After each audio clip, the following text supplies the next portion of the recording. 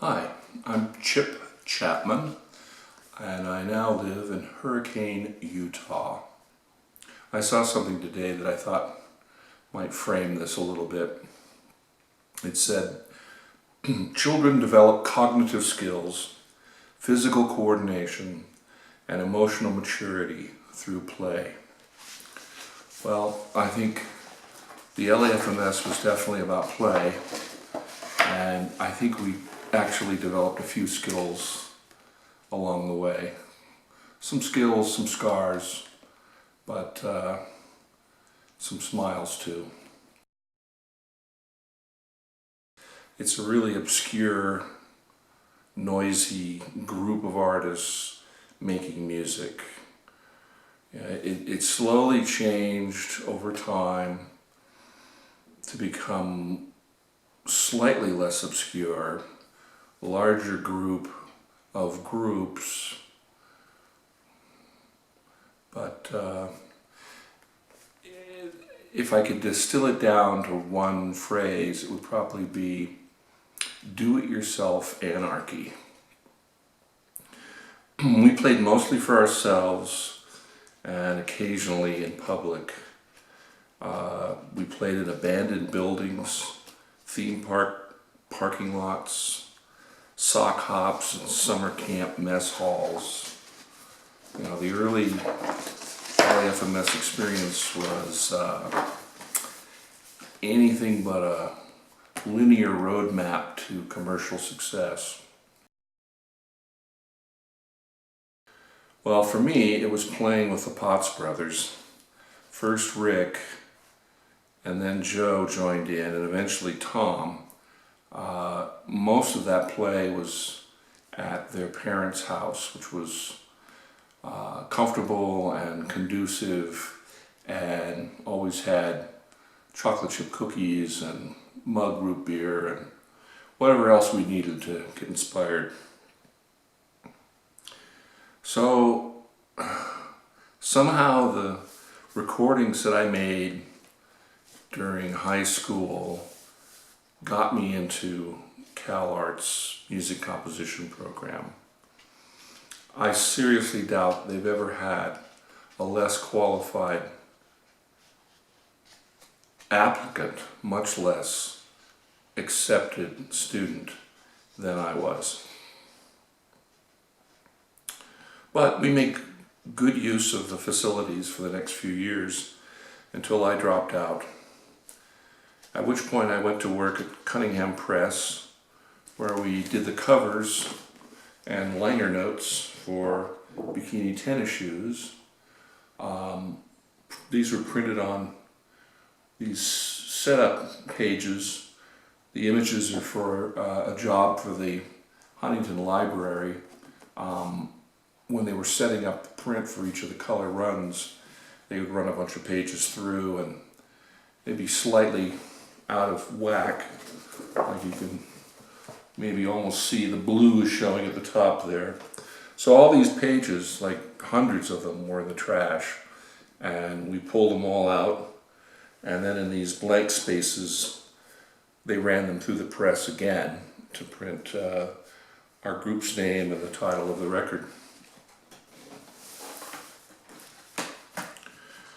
Oh, and what we paid for this work from Cunningham was we painted the front of their building, which was really, I don't know, I wish I would have had cash to pay for the thing.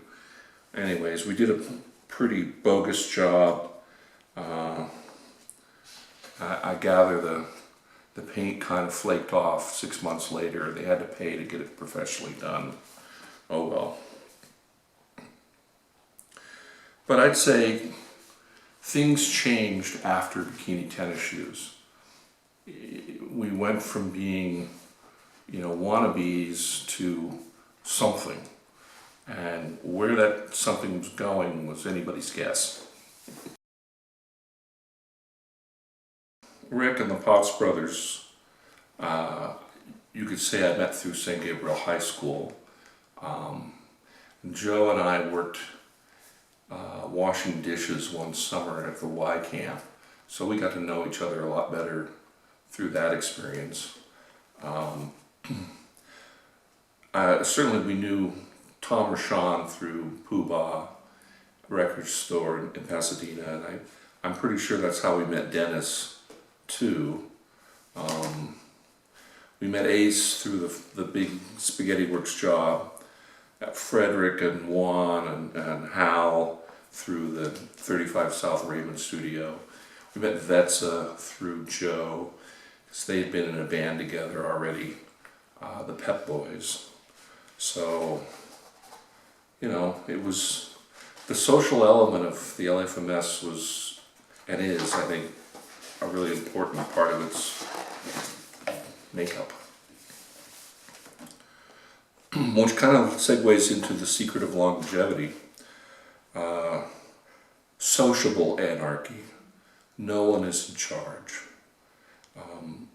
If it gets an itch, it sets out to scratch it.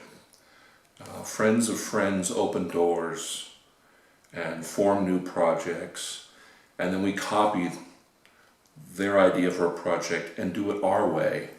And you know, it's art, it's creation and variation and copying and modifying and all of these, you know, verbs that were taking place and I think continue to take place.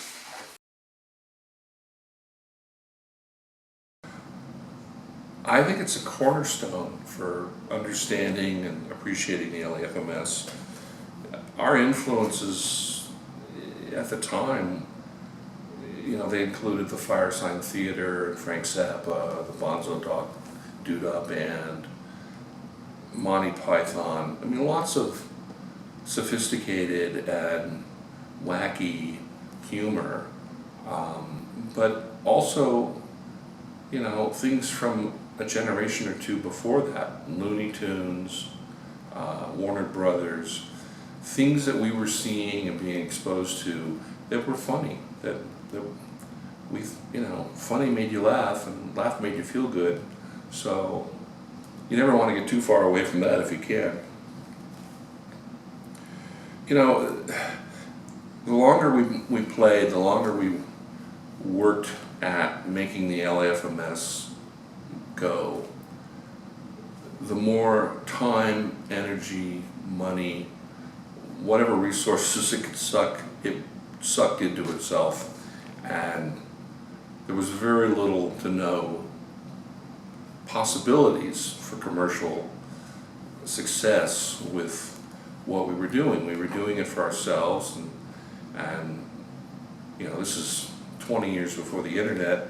There wasn't much way to get it out to a paying audience, and so you had to have a good sense of humor about what you were doing. You know, otherwise you just cry.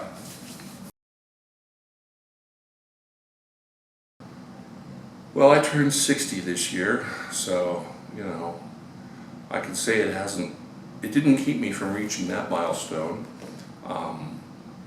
Despite all the ups and downs, you know, we never went to jail. We never, you know, had too bad a time of it. But no, seriously, the first and foremost value, the experience of the LAFMS was people. The initial people through Pasadena, through Pooh-Bah's, through 35 South Raymond, the Cal Arts connection, meeting the composers and musicians and artists that I got to meet and work with, filmmakers. Those were really rich experiences that the LAFMS opened the doorway for me to step into that world. And you know, when I look back on it, I'm just amazed at the people I've met. So the LAFMS, the second aspect of it were all these projects that we did, projects to make records, to make cassette tapes, to make films, to make publications. we did all these things ourselves. We didn't take a class. We weren't hired by companies to just produce materials and then they would take them away and, you know, out would come an album somewhere. We did every step from design to typesetting to printing to, you know, selling and distribution. So we learned by doing how to get ourselves organized, how to, you know, follow through on projects, how to make decisions about productions. You know, when you've got $1 and, you know, you've got $3 worth of ideas, you're going to have to figure out how to stretch the dollar and, you know, what gets priorities. So I suppose these could be looked at as practical or, you know, business kinds of skills that, while I couldn't make a living doing any of that under the LAFMS banner, all those things I learned how to do were essential, and I used them all while working at Caltech for 33 years.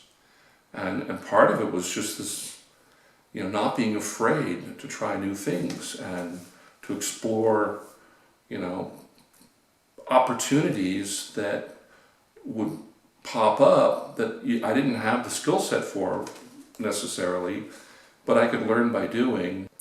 And I think the third element, besides people and besides projects, would be places. The places we played back in the day, and even more recently, it would never have occurred to me that these places were even available, or there was a possibility.